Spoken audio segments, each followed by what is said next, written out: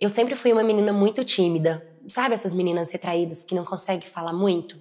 Que ninguém ouve a voz? As pessoas sabem que tá presente, mas às vezes nem lembra, porque se dependesse de mim, eu preferiria ser invisível.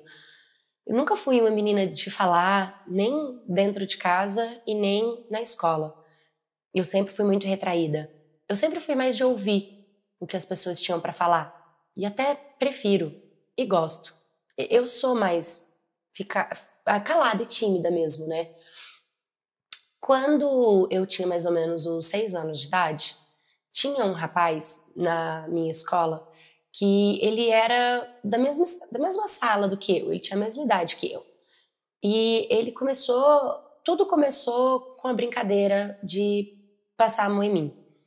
Ele começou a apertar as minhas partes íntimas, e eu não sei como as professoras não viam ele brincando desse jeito, mas ele fazia isso, e era constantemente, e era diariamente.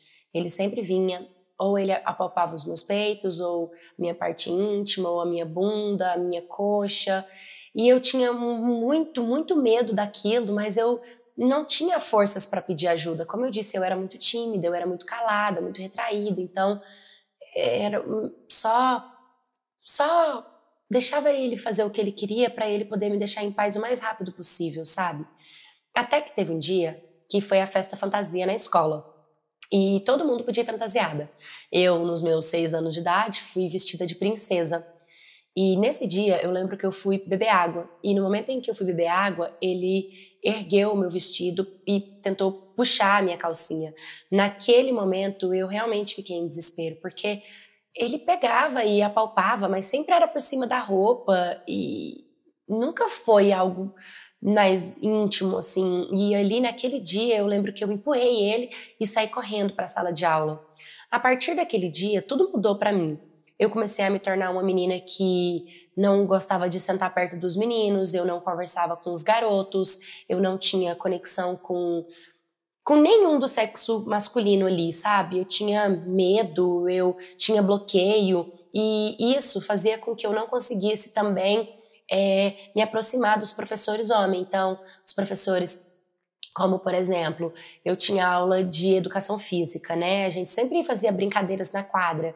Eu nunca me aproximava do professor. Quando o professor brincava ou chamava, eu era extremamente tímida, eu não ficava perto, eu tinha medo dele.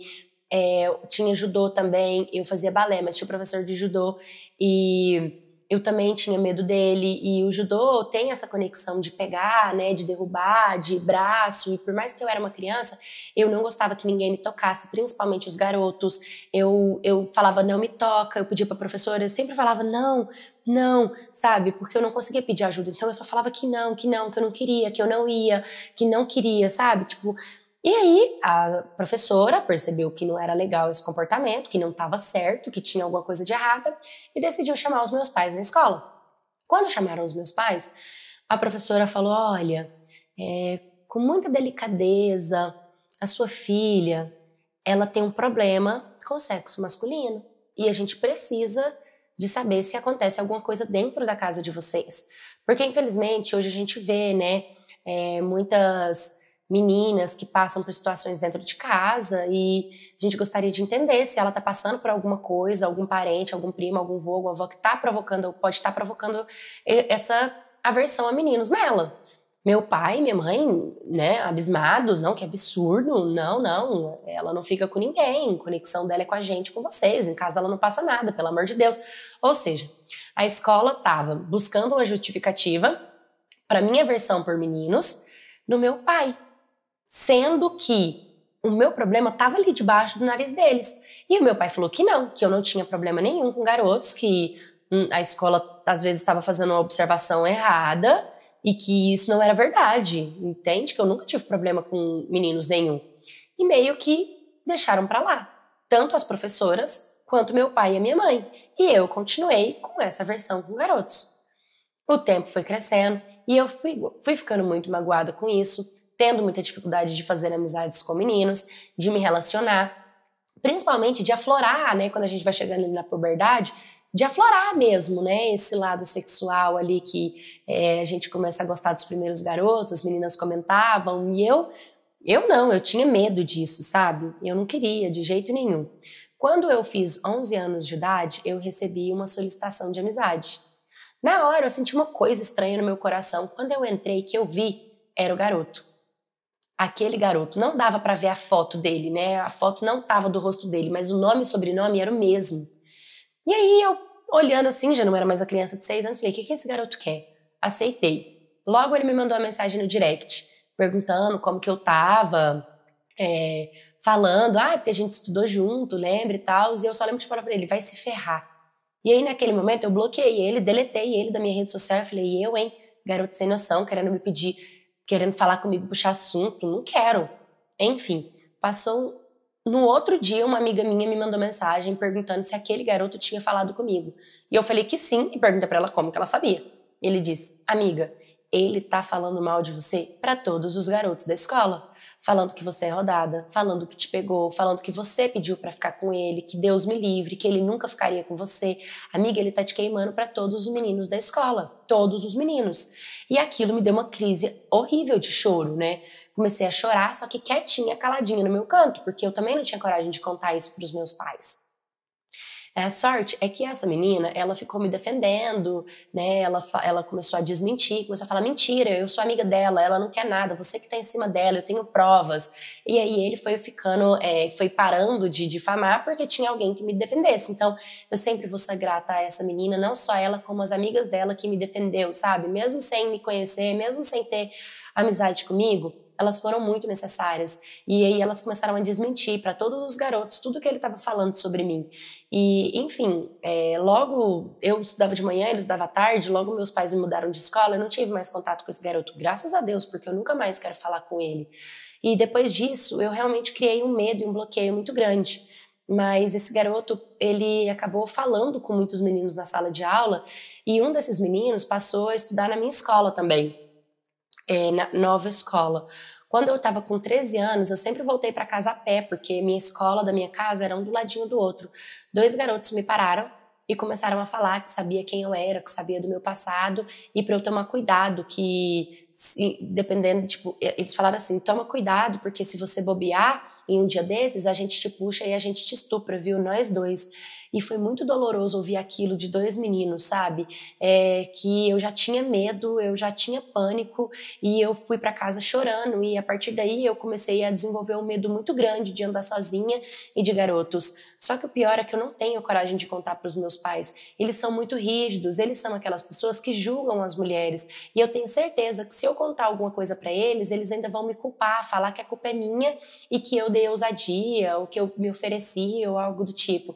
Hoje, eu tenho 13 anos de idade, eu tô passando por um processo muito delicado, de muito medo, eu preciso de ajuda psicológica e eu espero através desse vídeo que eu receba apoio, carinho e quem sabe uma ajuda psicológica para tirar esse medo de dentro de mim. Oi, My Cats, tudo bem com vocês? Hoje eu trouxe essa história no meu canal, a gente fala muito sobre abuso sexual infantil aqui e ela é uma menina muito tímida, né? Então, os pais dela ou são muito tímidos também, ou eles realmente são de um mundo diferente, de uma criação diferente, né?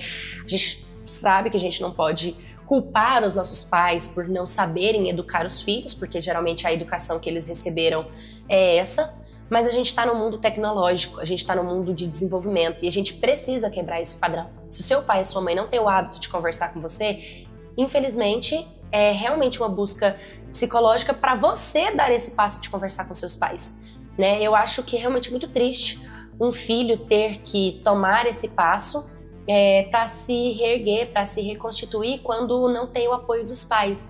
Mas você também não pode decidir por eles, né? Eu sei que você tem medo do julgamento, mas isso você pode desencadear tantos problemas emocionais, sentimentais, relacionamentos no futuro, sabe? Isso pode te prejudicar em tantos lados. Então a melhor coisa que eu posso dizer é sim, procure uma ajuda psicológica. Converse com a sua terapeuta sobre esse assunto e quando você se sentir pronta, você conversa com seus pais de coisas que você vem passando desde a infância, né? Porque é negligência deles, é responsabilidade deles. E se eles te culpar, a única afirmação que você tem é que eles não têm preparação nenhuma para ser pais, que eles deveriam sim ter se estruturado emocionalmente e intelectualmente para aprenderem a preparar um filho para o mundo. Quando eu vejo um pai e uma mãe que não conversam com seus filhos, eu penso, então não deveria ter tido filhos. Porque a comunicação é o que te prepara para a vida, né? É o que te prepara para os desafios e para os obstáculos. E ser vítima é totalmente verdadeiro, pode acontecer a qualquer momento. E essa escola também foi muito negligente. Você deveria sim denunciar essa escola por não ter visto isso acontecendo, por não ter te protegido. E ao mesmo tempo eles tentaram ali, né, buscar com o pai e com a mãe o que poderia estar acontecendo, mas era responsabilidade da escola. Quando nós que somos mães deixamos nossos filhos dentro de um instituto educacional, a gente está responsabilizando a escola por tudo que acontece ali dentro. Então, se você passou pelos primeiros assédios dentro daquela escola, essa escola precisaria ser responsabilizada. É muito importante a gente falar sobre isso e é muito importante a gente não se calar, porque quanto mais informação a gente der, mais a gente consegue abrir a mente do ser humano, principalmente das mães e dos pais, para proteger esses filhos e abrir a mente dos filhos, né, mostrando para eles que se eles estão sofrendo qualquer tipo de abuso, eles precisam parar, porque eles estão sendo vítimas. Se você não sente que você tem apoio dos seus pais ou alguém de confiança no qual você pode correr para contar o que está acontecendo, você pode discar os canais 100, 190 e 180. Esses são os canais que podem te atender e pode te dar uma boa direcional de onde você faz uma denúncia oficial e você consegue uma ajuda jurídica também, tá? Defensores públicos, assistentes sociais, essas pessoas, elas trabalham em prol da comunidade para um bem maior e elas com certeza vão te ouvir, pelo menos é o que eu torço para acontecer. Se você também foi vítima, denuncie, me conte a sua história, me mande sua história no historiascanaldetipaulo@gmail.com, curta, comenta, compartilha, se inscreva, um beijo e até o próximo vídeo.